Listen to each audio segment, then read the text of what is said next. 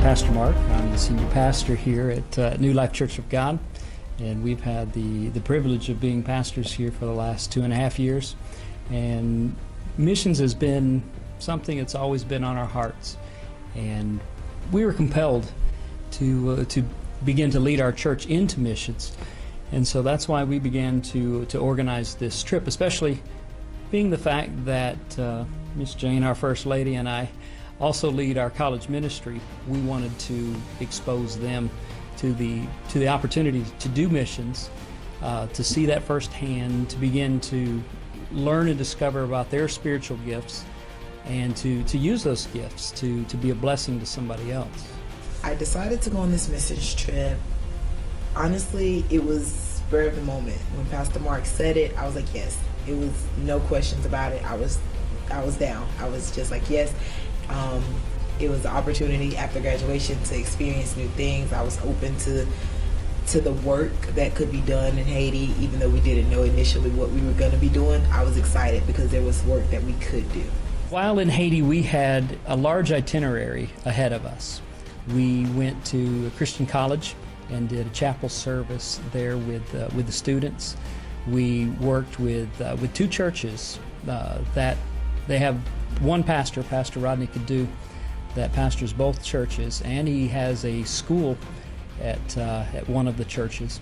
And so we worked with him, our host pastor, ministering in a crusade with both churches, teaching with them, doing a youth conference on Saturday, working with a school. We repainted the building where the school is at, repainted the inside, part of the exterior, so gave it a nice facelift there. We did a concert on Sunday night with the 2 churches combined, and did a mass youth choir in which we sang in English and Creole together, and it was a lot of fun. Got to see our students share their testimonies, watch them teach Sunday school, and see them minister. Pastor Ernest was with us, and he preached three different services. And also our very own Marcoul preached one night there. And translated. And he translated another night for me. We also did a field day with the school, with 100 students from the school. And we played games with them, we played soccer with them. We taught them games, they taught us games. That was a sight to see, because they don't have the property nor the room to run and play and even have those types of activities. They don't have that. And New Life was able to make that happen through a couple donations from our very own members here in New Life. We raised those funds to pay for that field day, and so we had rented a large charter bus and bused 100 students plus their staff. The field day really allowed all of our students to form relationships and bonds with kids there, and it really touched their hearts. Field day with the kids, they just clung on to me, and I was like, I didn't understand what they were saying, but they just created the attention, the affection, and that message of love is universal. So I really enjoyed being with the kids, playing around with them. That was a great memory. I was thinking about how God used everyone in the group.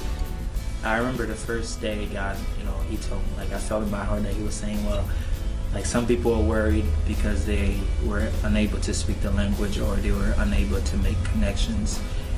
They were trying to magnify the language barrier that existed.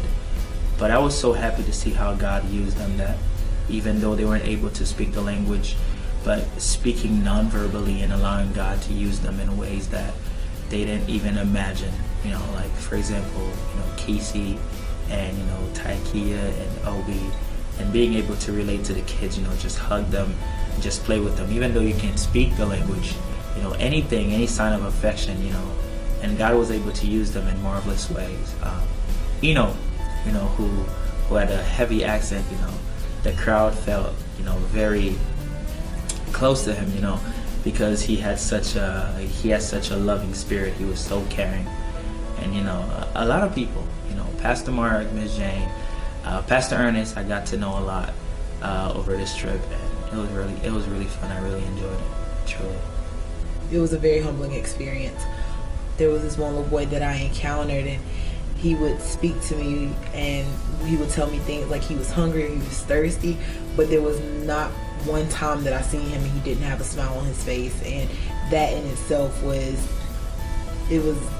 humbling to me, because I'm like, there's so often times I walk out the house and I'm angry and it's all over my face, and it's just, I'm complaining about the little stuff, and I'm looking at this young man who was no older than 8, and he's going through not knowing where his next meal is going to come from, and he can still smile like everything is fine because he's trusting in God, is what I see. One certain circumstance was not only just the poverty and the trash and stuff everywhere where people live, but from my position of leading worship, was really an eye-opening experience, because I always feel like I need to have the best, the best of the best in order to give God, the best praise and worship. And, I don't think that's a bad thing. I think, it's always nice, to have good things.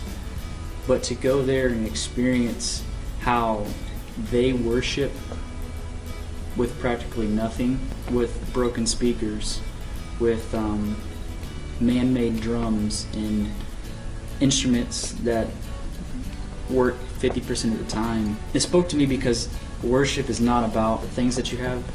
For them, it came from the heart. They were hungry for God, and to worship with other people that were so hungry and didn't have anything, but they were hungry for more of God, was an awesome experience. Something that just spoke tremendously in my life. The one thing that impacted me the most would have been the evening that our students came together after a few days of services and interaction with the many activities, was the sharing time that they had with one another. It wasn't anything that Pastor and I had initiated and pushed or worked anything up. We simply asked a question about, was there anything today that spoke to you that you want to share with the group? And it kind of went from there, and they began to share their heart about what God was doing in their lives and through the services, and they began to offer up just pure worship. They began to sing. They began to enter in worship to the Lord. And we spent at least a good hour that night, people just worshiping, praying, crying out to God, all on their own. No set plan or agenda, not a church altar service, just people just pressing in and hungry for God, and that made a huge difference in the whole trip. The trip impacted me personally through spiritual growth. Like, being able to share our testimonies is something like very personal, and just being able to get those words out there just like reaffirm the strength I have and the strength I'm trying to grow for myself. Being able to hear everyone else's testimonies was definitely changing to me, just to understand all that we've been through and to see that where we've been through and where we're at now. Our talks after everything was said and done, when the group got back to the house, and we would go upstairs and we would worship or minister to one another or just share personal testimonies or personal dilemmas. I think that was my favorite moments, because it was like the people that you see often and you don't really know. Like, this was a time for us to grow together spiritually. It was a time for us to get to know one another on a more personal level. I would use this in a way to apply to my life, knowing actually how blessed I am with the things that I have, but also it blessed me in my worship. Now it's like, from this experience, worship, it's from the heart. Like David, you have to have a heart of worship, and I feel like from this trip, that's probably the biggest thing that I've gained, is a more depth to that. You know, now that I'm back home, I'm just so eager to press into worship. It's going to impact my daily life now by just being more appreciative of the things that we have, of the people that are in our lives, of the just overall, because it could be a lot worse. And I feel like there's so many things that we take for granted, even the fact that we have running water, or the fact that we have lights to turn on in the morning to brush our teeth, like those things that we don't think about.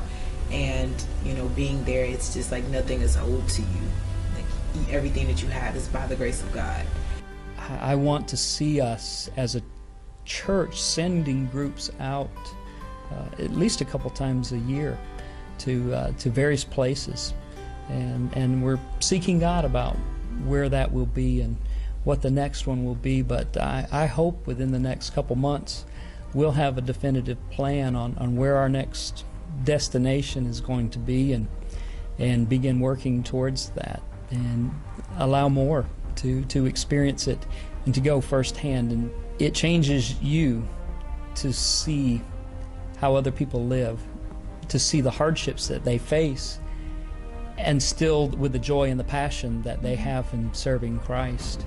I feel like if I couldn't be part of a mission trip, I would definitely encourage people to do so, because I've done mission trips in the past and they're always fun. They bring you out of your comfort zone, and God is able to do you if you are willing to let Him use you. And I feel like in the long run, I definitely will be part of many mission trips, and probably even lead my own mission trip. Who knows? I would definitely like to go on another one. This was just only the beginning. I already decided I would like to go on more. I would encourage other people to go with me. Like, I just want more people to do this. It's just a great experience, and I would definitely want to go again.